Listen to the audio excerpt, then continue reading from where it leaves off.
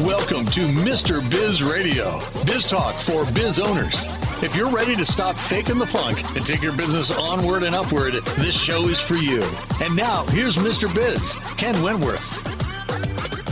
All right, welcome to another episode of Mr. Biz Radio with me, Mr. Biz, Ken Wentworth. And look, we try to do this. We have a first for you, and we have a first for you on this show. So for the first time ever, we're going to have a political candidate on the show, someone who's running for Congress here in Ohio. And we've never done it before. And I thought it'd be interesting. I saw his platform and some of the things he stands for. I wanted to have him come on because he's also a business owner. So I think correlating between a political campaign, I'm curious to hear, as a business owner, what made him have this vision to get into politics. I think that'd be very intriguing and interesting for all of us. So without further ado, welcome to the show, Mr. Matthew Diemer. He's a candidate for Ohio's 7th Congressional District. Matthew, welcome to the show. Hey, how you doing? Thanks for having me. Good. Yeah. So that was a very hype music you had in the beginning. So I want to just give a shout out to whoever made that music. Yeah, well, that's producer Alan in the house. Producer Alan in the house, man. He doesn't mess around. He jazzes it up, keeps us fresh, man. Well, before we get into all that, tell us a little bit about your overall entrepreneurial journey. So look, everybody, I've been working. I wash dishes, I serve tables, I cooked food, I've taught English, I've done all kinds of different things. But my last jobs was in executive level management in hospitality. So GM, COO, assistant GM, director of operations. And, it really got me to learn how to organize people, achieve, mutual goals for the company, make sure that, we had, at one point I had 200 plus employees plus 48 different countries, people from 48 different countries with multiple languages, working to achieve the mutual goal. Went for my MBA. And when I was doing my MBA, I started a small business. It was just a podcast that grew into multiple podcasts. We wrote a book, we had blogs and so on and so forth. And that business was acquired. And so just through this whole thing, I understood how to manage people, manage, P&Ls. We started a small business. I'm also a small business owner currently. But once I started running for office in Congress, I saw that there was a big parallel between the two. And I think that anybody that has a business background would do pretty good starting a campaign. Interesting. So I got to ask you. So I'm based in Columbus, Ohio. I know you said you grew up in Cleveland, but you went to the University of Hawaii. So what kind of culture shock was it going from Cleveland, Ohio to Hawaii? Not only weather, but culture as well. Okay, so what a lot of people don't know is when you get into, I moved to the Big Island, and the Big Island is definitely a little culturally different than Oahu. So there's the Pidgin English was a little bit thicker, a little bit more, a little harder to understand. There was a more like a small town feel for the Big Island. However, so there was that kind of cultural issue with language and slang and all kinds of different things, the Hawaiian music and so on and so forth. So it was kind of interesting to understand hey, this is part of the States, but then there you see that there's a massive difference in culture, language, and background and ethnicities. However, for me, because I am a brown person, to be perfectly honest with you, it was a lot easier for me than say my brother who is not a brown person. So it was a different cultural, I fit in a little better. Everybody, when they saw me, I was automatically thought of as Hawaiian until I opened my mouth. And then there was my brother who was obviously not from the Big Island, with the style, and everything. And so it was interesting to see that difference in dichotomy between my brother and myself, because we moved together, going to Hawaii. Yeah, interesting. So I guess with your experience you had mentioned and being a small business owner, what prompted you to say, you know what, I want to give this whole politics thing a try? Look, I just think we need some good people there. And also when I saw the middle class rise in China, I was there from 2005 until 2017. I saw, housing prices go up. I seen people that didn't have cars now have multiple cars. People that have properties have multiple properties. People's business that started out as small become big. And then this movement of hundreds of millions of people out of poverty into the middle class. And obviously, with a population of 1.3 billion people, there's a lot of people in the top of the froth of, earning an income. And there's still people in poverty. But this is just a massive movement. And I saw that there is a effort from the government, and their pro-business and free market ideas well, free market, we'll put this in air quotes, by the way, just Yeah. to say pro-business ideas, to grow their middle class and grow their economy. And so when I came back to the US and the mainland, and I saw the middle class stagnant or either slipping, I saw skilled labor slipping, I saw like this whole like divide, education costs are going through the roof, healthcare costs are going through the roof, and all these different things. I said, well, if China is doing this and is doing it in a very efficient and effective manner, we need people to have seen that and bring that to the US to kind of, I guess, give more hope to America that says, hey, this isn't just how things go. This isn't just what America is. This is a choice that we are making as America to not support manufacturing here or support the middle class, support the trades, to make sure our healthcare is affordable and accessible, and make sure education is, being pushed to the highest extents. And so I saw the choices they made over there and the choices that we are making over here, and I wanted to bring that experience to Washington, D.C. I love it. No, I think that there's definitely a need for that, because I think a lot of times it's like the whole mentality, right? That, you talk to people that have worked at a company for a long time and they get that mentality of, well, this is the way we've always done it. Right. They get that we're kind of stuck in this instead of having sort of new, fresh ideas. So I think it's great. And, I talk about all the time is modeling expert behavior. If you have someone who's accomplished something that you're trying to accomplish, why would you not model that behavior, figure out how they freaking did it? Like you're talking about, you witnessed it while being there. And also with that, it's not even just modeling their behavior, but also seeing what they're doing wrong as well. There's a lot of surveillance. There's a lot of like closed, infrastructure when it comes to like the government and their, data and things like that, which is also wrong and exploiting different companies, different peoples. And so there's those aspects as well. And I really love what you said. When you talk about like the biggest companies, if these companies are doing it well, Apple, you know what they do? They promote from it within. They don't look for a CEO outside because they're doing it well. They're doing it right. Amazon, they promoted from within with a new CEO. Apple, they promoted from within new CEO. Google promoted it within. If your company's not doing so well, what you do is you look outside and try to figure out who's going to come in and just kind of like give it a kickstart. Yahoo did that multiple times unsuccessfully, and other companies do that as well. And I think that right now, what we have to do is we have to get out of the kind of bubble of like, hey, the America, it's the best place to live in the world, hands down. I would not want to live anywhere else than right here in the United States. But with that said, are we doing everything perfect? And if we are not, do we continue with the old guard, the old ways, the old, kind of ideologies? Or do we actually bring in people that might want to just maybe give it a little kickstart to get us into a new direction? And I think that's where we're at. No, I agree 100%. I think I don't want to go too far down that rabbit hole, but I think, I'm a big believer in term limits. I think part of it is keeping Agreed. this way we've always done it mentality is when you have people who have been politicians for 25, 30, sometimes 40 freaking years. It's like, how do you get fresh blood in? How do you get new thinking, new ideas if you have people that have been there for 40, been doing the same thing for 30 or 40 years? Now, I know we're coming up to the break here really quick, but here's my idea for term limits. I'm for term limits, but I think it should be 5 terms for the House, which is 10 years, 2 terms for the Senate, which is 12 years, and 18 years for SCOTUS, of course, keeping the 8 years for president. What do you think? I agree. Yeah, I want people to have a runway, right? To be able to accomplish things, right? You can't just get in and serve one term and be able to accomplish everything you want. So yeah, I think just limits, you can't be a politician for 30 or 40 years is what I'm saying. But yeah, absolutely. Give them some runway to be able to accomplish some things, get some things established, and really be able to help, and then hopefully be able to transition to a new candidate. Well, we are up against the break here. Again, we're talking this week with Mr. Matthew Diemer. You can find out more at diemerforcongress.com. That's diemerforcongress.com. And actually his last name is spelled, if you're not watching this video, it's D-I-E-M-E-R. It's D-I-E-M-E-R, diemerforcongress.com. Go out and check that out. You can find out all about his platform, but we're going to talk about it. We're going to come back after the break. We're going to do the Mr. Biz tip of the week. And then we're going to talk about more of his platform and how running a business is like running a campaign.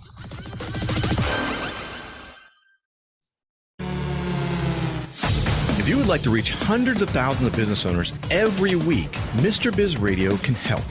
Our show airs globally 7 days a week for more than 25 hours across several internet radio stations, plus 20 plus podcast platforms. Also, video exposure on the new exclusive Mr. Biz Network streaming channel, which gets blasted to 100 plus streaming platforms, and the Mr. Biz YouTube channel, and our 350,000 social media followers multiple times every week. Join Mr. Biz Nation as an advertiser by emailing us at info@mrbizsolutions.com. Are you ready to automate your business? Automation is the key to scaling a business and building wealth. It's also one of the most difficult things for a small business owner to do on their own. If you're looking for help with automation, Pulse Technology CRM can help. We have an exclusive offer for Mr. Biz Nation.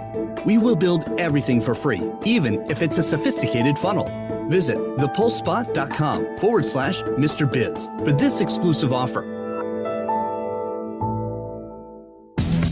Got a question for Mr. Biz you want answered on air? Email it to info@MrBizSolutions.com. Now, once again, here's Mr. Biz. Show, it's time for Mr. Biz tip of the week. This week's tip is actually a quote from none other than the late, great Steve Jobs. And it's one of my favorite quotes, top 10 quote. I use it all the time. My kids, the Biz kids are probably sick of hearing it. My wife, I know, is sick of hearing it. But the quote is, if you don't ask, the answer is always no. Too many times we have ideas, we want to do something and we think, oh, so-and-so would never get back to me, or, oh, they'd never return my phone call. They'll never, listen to my email or see my email or listen to what I have to say. If you don't ask, the answer is always no. You got to take those chances. You got to reach out. You got to make things happen. The worst thing that happens, they ignore you or they say no. But if you don't ask, you'll never know. So don't be afraid to reach out and branch out and do those things. If you don't ask, the answer is always no. Keep that in mind. And that is the Mr. Biz tip/quote of the week. So let's get back into talking with this week's guest, Mr. Matthew Diemer. So Matthew, you mentioned, you alluded a little bit during the first segment of being a business owner and the correlations of that to running a campaign. Walk us through that a little bit. How is running a business like running a campaign? First, I want to go back to your Mr. Biz statement of the week. If you don't ask, the answer is always no. One thing that we learned very early on running a campaign is you have to do call time. A lot of people don't know that candidates spend hours every day just calling random people and asking them for support or money or volunteer services or something like that. And we have learned to ask. We ask, we make the ask, and that's about it. You ask for $400, you ask for $500, sometimes you ask for up to $2,900, and that's from people you just never met before. And so you always have to ask, and you'll be surprised when you ask. Some people go, okay. And you wonder why they're giving you $250 and you never met them. But again, like you just said, if you don't ask, the answer is always no. But to answer your question about how running a campaign is like a business, look, with everything that you have to balance a budget. You also have to manage people. You also have to manage expectations. And that's expectations of the staff, expectations of the volunteers, expectations of people that you're working with, if it's Democratic clubs or businesses or what have you, going there to do events or going there to have some kind of exchange of ideas. And you have to manage that throughout the whole campaign. And so when you start a business, you understand that you're starting with so much either capital. You have a seed round or you have your own money in your bank account, and you manage that properly. You try to figure out how you're going to maximize every dollar until you start building that up. Now, some campaigns will get into like the millions of dollars. And so once you have bigger runways and bigger budgets, you can do a lot of different things when it comes to advertising, hiring people, and so on and so forth, and acquiring that labor, that skill that comes from hiring those better, I don't want to say better people, those people with more experience or have done this or have some sort of niche in there. But if you don't have that kind of money, you have to work kind of like in a different way. And I call it we're running our campaign, to be honest with you, like a small, scrappy startup. And that's actually where I thrive, is small groups, everything's open, everything's transparent, and everything's communicated. Also, we have a budget, but we're making decent fundraising, but we're not like Tim Ryan, where we have millions and millions and millions of dollars a quarter.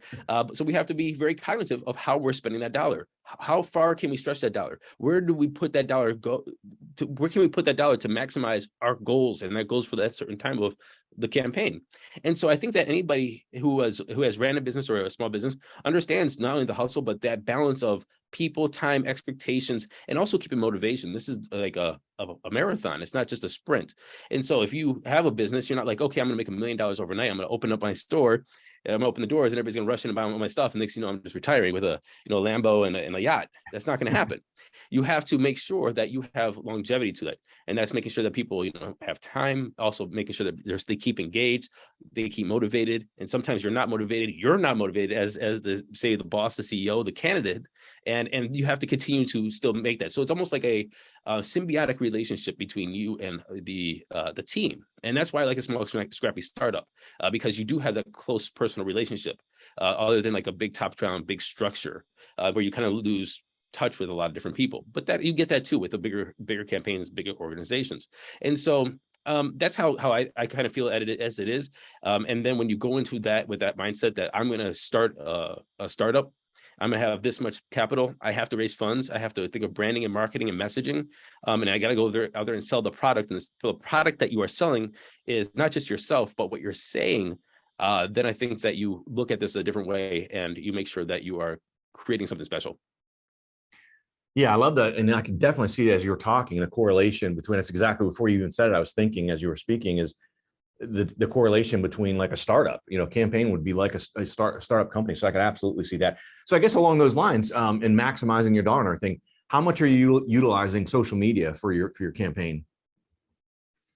Well, there's the free aspect of social media and there's the paid aspect of social media. And the free aspect, obviously, we use it to tell people where we are, what we're doing, and keep everybody up to date with the campaign going. And then there's the paid aspect. And the paid aspect for a campaign purpose, usually you use paid aspects for money raising purposes. And so the I guess the metric for campaigns, if you put $1 in, you want to get $1.50 out. And so that's what you kind of look at when you look at any kind of social media. And then you just kind of like balance what you put in there. You might put $10,000 into the social media. Hopefully you get $15,000 out. You have $5,000 to spend. And then you put that 15 back into social media. Hopefully you get, 22.5 out. And so that's just this whole game that you keep playing throughout the campaign and use that for different purposes, for expense purposes, for staff, or just to say, hey, we raised this much in a quarter. Yeah, it's interesting. I actually was at an event a couple of years ago, and the guy who was the social media manager for Trump's presidential campaign, his name is Brad Parscale. I'd never heard of the guy. I'm like, why? It was a business conference, entrepreneurial conference. I'm like, why is this guy coming? It was absolutely fascinating. Talking about how they manage their social media and how it's from a lot of things they were doing. They were using Cambridge Analytics. And it was fascinating to hear because there were so many, as you were mentioning, so many business aspects that they were applying to their campaign spend. It was very fascinating to hear. And I do want to go back to that when you said Cambridge Analytica and things like that. People should be aware of what campaigns have access to when it comes to your data and how your data does get there. And I think that is something that we really have to address as a nation, and for campaigns and for businesses. Look, no business wants to get rid of that data of, that they can acquire to understand how to, hyper target individuals of certain either persuasions or spending patterns or habits. But just know that you think that Apple has that data and Google has that data, but also bigger campaigns like the Trump campaign, the Tim Ryan campaign, the Biden campaign has that same data, and they know exactly how you lean, what you think, what you buy, what you purchase, what you will purchase, what you might purchase, and that's how they're targeting you to figure out how you will vote. Yeah, it was super interesting. I mean, and again, it goes back to just like how businesses would manage their social media, paid ads on social media for their business. He was talking about very specific data on. We figured out, we being they, figured out that someone who had these 4 characteristics would give this much more than other people. So then they continued to funnel that down to get it whittled down. And, he said at one point that they were spending, you mentioned get $1.50 out of every dollar. They got to the point where they were getting $13 for every dollar they put in. I mean, it was like, that's amazing. That's amazing. Yeah. I should have called that guy. Yeah. It's like no wonder that that campaign raised so much dang money, with that kind of firepower behind him. And the guy's, like I said, his name is Brad Parscale. Very fascinating guy, very interesting guy. He's like 6'8", he's a giant. Very interesting guy. But anyway, so we're up against the break again here. Again, we're talking with Matthew Diemer. You can find out more at DiemerForCongress.com. That's DiemerForCongress.com. And again, his last name is spelled Diemer, DiemerForCongress.com. We're going to hit a break. We're going to come back and we're going to talk about some of the actual things on Matthew's platform, some of the things that he's running behind. I know, just to give you a little bit of a tease, the broken connection between people and government is a big part of that. I'm sure you're going to want to hear that. So come back after the break on Mr. Biz Radio. How would you like to have direct access to Mr. Biz to help you run your business more profitably and more efficiently? At MrBizSolutions.com, you get live access to not only Mr. Biz, but also several of his hand-picked and trusted business experts, each with 20 plus years of experience to help you optimally manage and grow your business. That's just the start of where Mr. Biz Solutions begins. Learn more at MrBizSolutions.com. That's MrBizSolutions.com. Business owners have a continually growing to-do list with little time for revenue-producing activities. With Check Off Your List and their experienced team of virtual assistants, you can focus on growing your business. Visit checkoffyourlist.com to learn how Check Off Your List's skilled team can handle your day-to-day tasks like social media, bookkeeping, calendar maintenance, and much more. Contact Check Off Your List at checkoffyourlist.com or call 888-262-1249 to see how their virtual assistants can help you live to work rather than work to live. Check out all three of Mr. Biz's best-selling books at MrBizBooks.com. Now, once again, here's Mr. Biz. All right, welcome back to the show. Again, we're talking with Matthew Diemer. He's running for Congress, 7th Congressional District in Ohio. And I wanted to talk a little bit about your campaign, Matthew, and particularly one of the things that really stuck out as I was doing some prep for the show is, and even when I was asked you to be on the show, is one of the things in particular, that it doesn't matter which side of the aisle you sit on. I think everyone would agree with this. There is a broken connection between people and government. Again, no matter what side you're on, it doesn't matter. I think everyone would agree with that. So what are some of your thoughts around that and maybe some ways that we could help, bridge that gap? That's a very good question that I thought quite a bit about. And so the first thing I'm going to do when I win this office is I'm going to reach out to the Republicans and Democrat clubs of every city, of every county, and I'm going to get everybody into a room together and say, let's hash out some situations and make solutions for the district. I think that the biggest problem with the disconnect between Washington and the people is that we think of Washington as something that disconnected, like just like every congressman runs as like a president. But that's not what it's supposed to be. What it's supposed to be is this person that's running for your representative is supposed to represent this district. But for some reason, we just lumped all Democrats and all Republicans into like a big, box.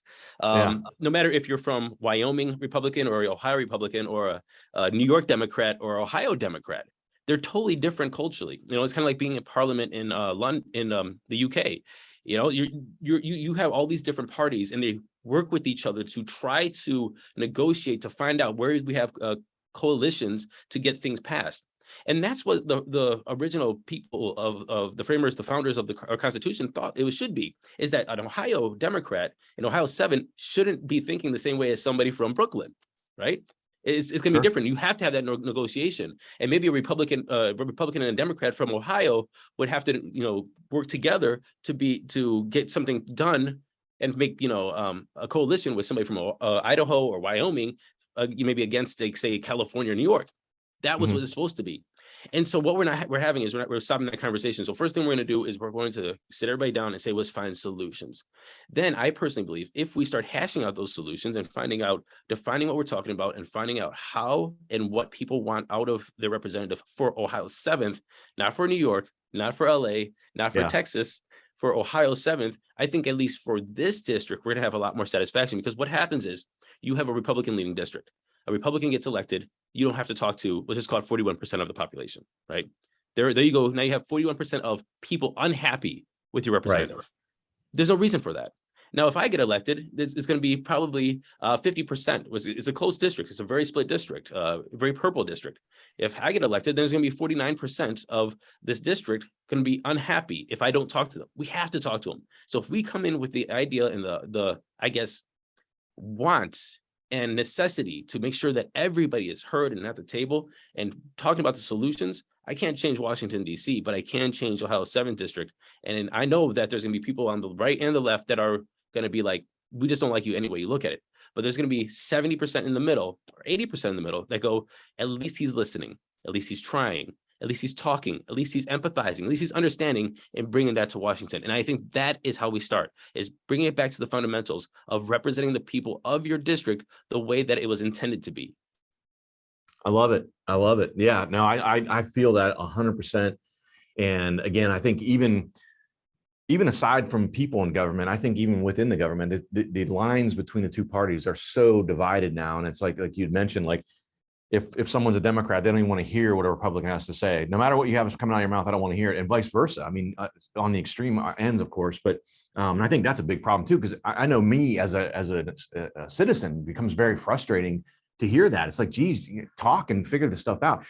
I want to talk about something else. I know you had mentioned a little bit during the first segment about your time in China and some of the things you learned there.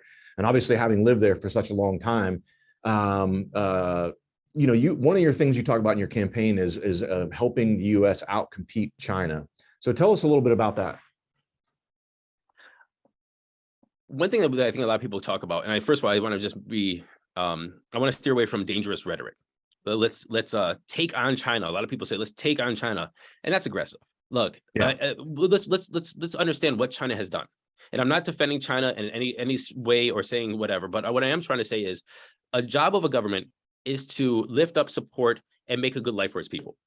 And if they're pulling hundreds of million people out of poverty over the past 20, 30 years, they are achieving what they should be doing as a government, right? They're building infrastructure, they're giving jobs, cities are getting bigger, people are getting more money. They are achieving what they're supposed to be doing as a government, in my opinion. And so, no hate on you.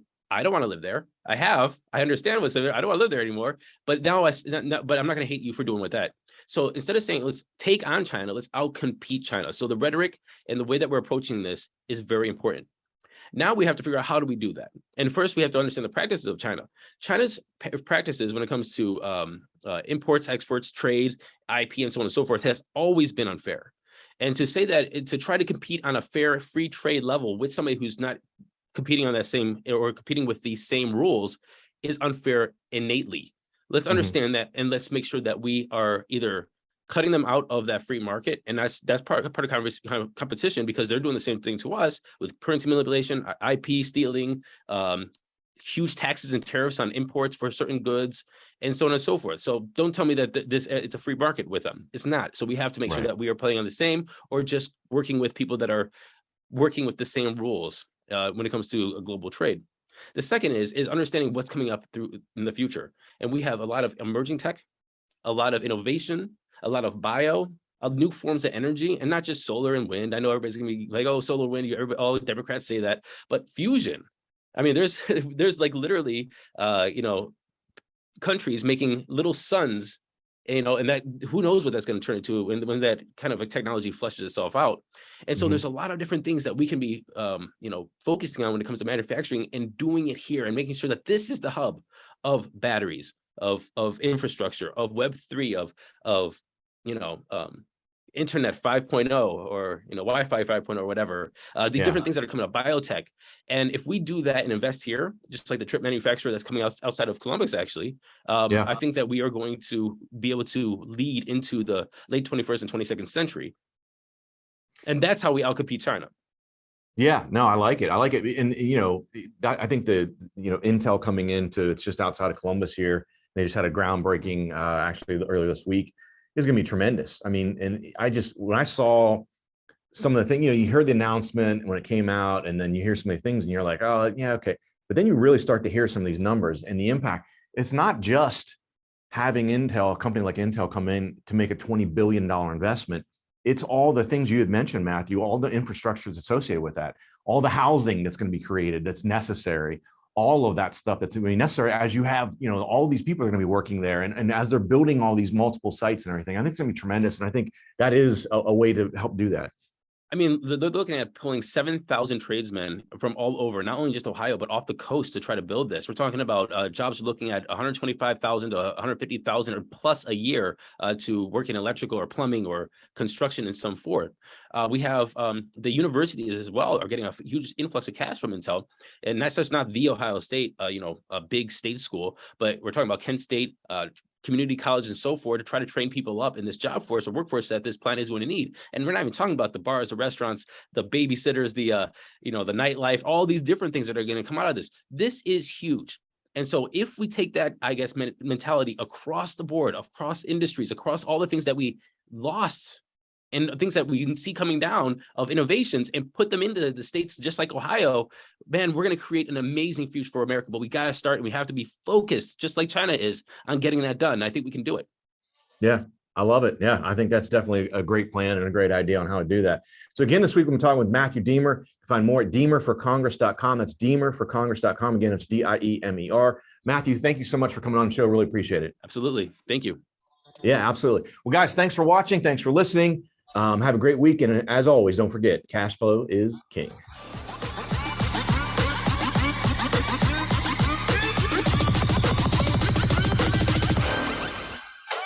become part of Mr. Biz Nation. Follow him on all social media platforms or never miss a show by going to MrBizRadio.com. If you prefer free video content, visit the Mr. Biz YouTube channel or check out his streaming channel, which is available on 100 plus streaming platforms at MrBizNetwork.com.